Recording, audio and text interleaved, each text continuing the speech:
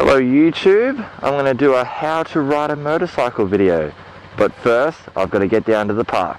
Let's go.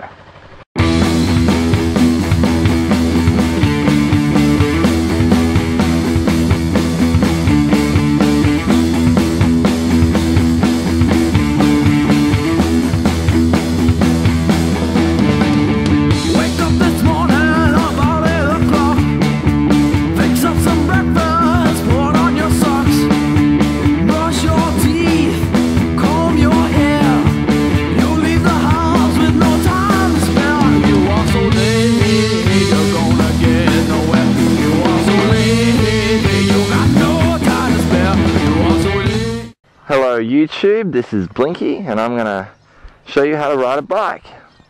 First off, I'll start with the controls.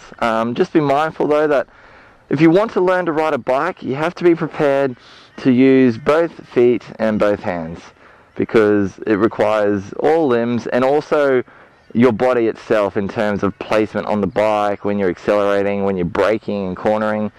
So riding a bike is a whole body experience. It's not quite like driving a car. So I'm on the left side of the bike, so we'll start here. The left side of the bike is for gearing. So you've got the clutch up here on the handlebar, and down here in front of the foot peg you've got the gear shifter.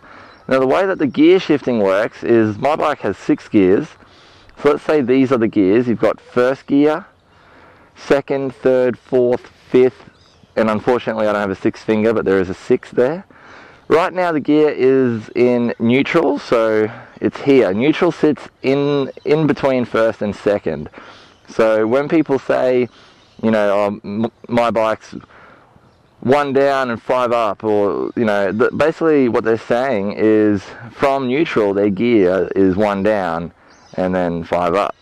So when I hop on this to ride, I'm going to hold in the clutch, I'm going to kick it down, and it will go down into first and then kick up into second, third, fourth, fifth, you know, down to fourth, third, second, and so forth. You just fluctuate through the gears as you ride. It really only finds neutral when it's still, like when it's off, or when it's yeah, like if you're riding, it's very hard for the bike to go from first into neutral, because even if you kick it up that half click, it will usually find its way to second. But it does happen, especially on older bikes. You know, there's a bit more looseness in there. It can slip into neutral. So just make sure when you're changing gears that you're kicking that shifter like you mean it. The other side, the right side, is for braking. So on the handlebar we have the front brake, and then in front of the right peg we have the rear brake. So your foot sort of sits there and you push down with the front of your foot, and that uses the rear brake. Most of your braking is done with the front brake. I'd say probably 80% with the front, 20% rear.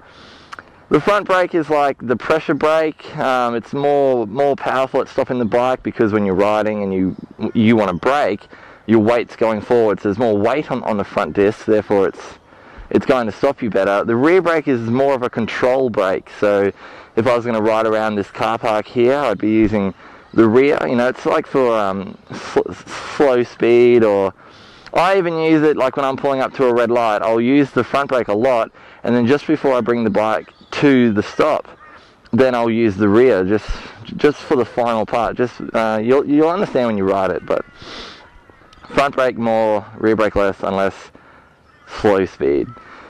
Let's hop on the bike and I'll show you the controls on the Kawasaki Ninja. Alright, the controls.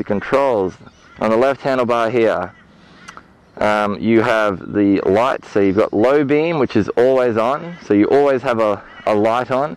You flick up for high, back down for low. This switcher here are your indicators, so flick left, and then you push it in to turn it off, flick right for the right indicator, and you push it in to turn it off. Remember to turn it off. It's not like a car where it knows when you've turned. Okay, it's up to you to always turn off the indicator. Underneath there is the horn. This is the, I can't remember what it's called because I'm having a brain fart now. I have a video on that. I can't believe I can't remember what it's called. Here is the throttle, you know, the starter, the kill switch. I always leave that on. It's only for emergency use really, so don't, when you want to turn off your bike, just turn the key, don't use that.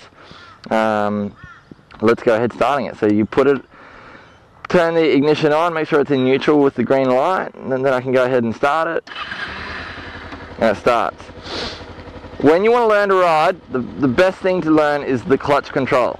It's all about taking off, right? So it's very easy in like simple terms to hop on a bike, and once it's rolling, to keep going. It's very easy to be riding, changing gears and stuff.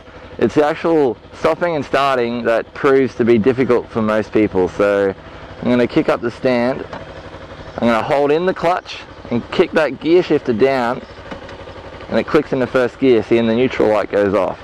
Now, without using any throttle, I'm not going to use any.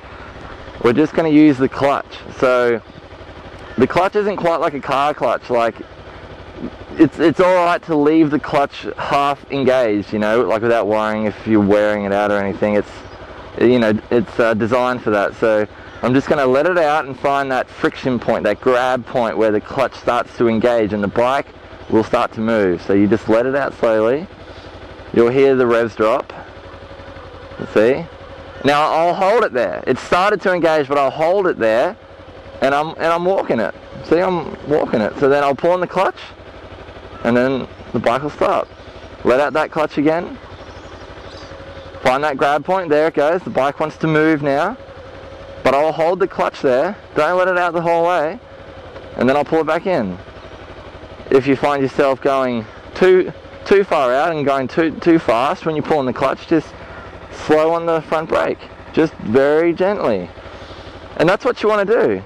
Just do that, because you just want to find that grab point of the clutch. And it's amazing how it works, but your your muscle memory will remember that point, and you'll just learn it. And therefore, when you're riding off later, it proves to make it so much easier.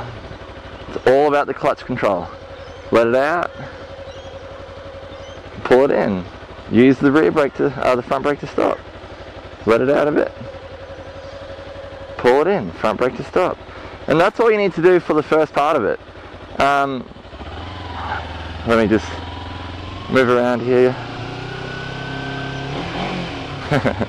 Okay, so, and then after you do that 50 times, right, what you can do then is give it just a little bit of throttle and let out the clutch a bit. And then when it finds that grab point, hold it, yeah, hold the clutch, you'll find the revs drop. That's cool. And then you let it out the whole way. See? And I didn't give it any more like throttle then, I just found how much throttle that I wanted to give it, and then I just held it there. So, don't think as you, well this is just for practice, like later when you want to actually take off, you'll give it throttle, and as the clutch goes, then you'll give it more, right? It's just practice, you know. Spend a whole day just finding that clutch point. Try not to stall it, you know. If you can do that 30 times without stalling, or without dropping the bike, then you're ready for a bit of, you know, a little bit of gas, and to eventually let it out the whole way. So it's that easy. So practice that, and then I'll do another video on what to do once you get riding. Thank you for watching. Whee!